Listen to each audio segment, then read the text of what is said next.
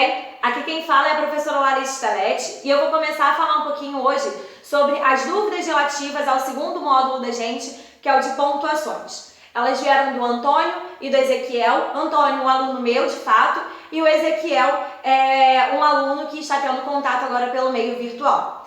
Muito bem. Primeiro, o Antônio Miguel me perguntou o seguinte: professora, em uma frase, como é que eu sei se eu preciso ou não colocar a vírgula antes da conjunção e?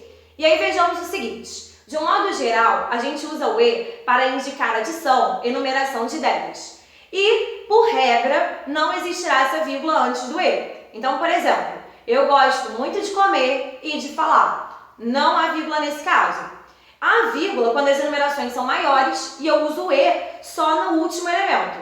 Eu gosto de sair, vírgula, dançar, vírgula, comer e dormir. Mas não há também a vírgula antes do e. Mas em que caso, então, isso vai acontecer? Existe um fator facultativo em que, por exemplo, quando os verbos tiverem sujeitos diferentes, eu posso sim separar por vírgula. Exemplo: eu, sujeito da primeira oração, gosto muito de dançar. E João, sujeito da segunda oração, vai ao shopping todos os dias. Nesse caso, se vocês observarem, nós podemos sim colocar a vírgula porque são dois sujeitos diferentes para as ações atribuídas.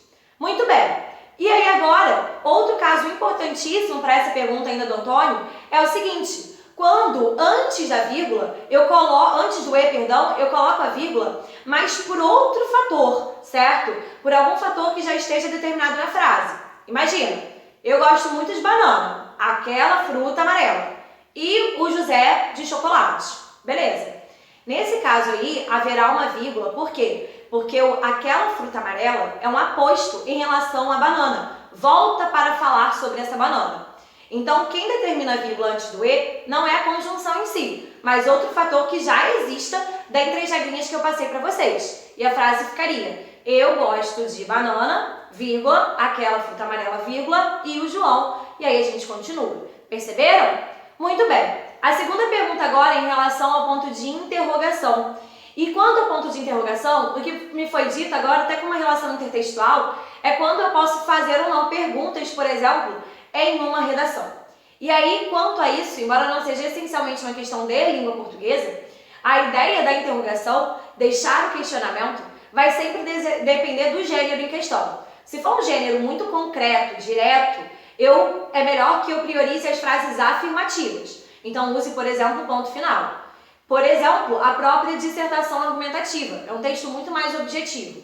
Por outro lado, se eu tiver textos de fato que dialoguem mais com o leitor, que peçam essa interlocução, o uso ali do ponto de interrogação torna-se interessante.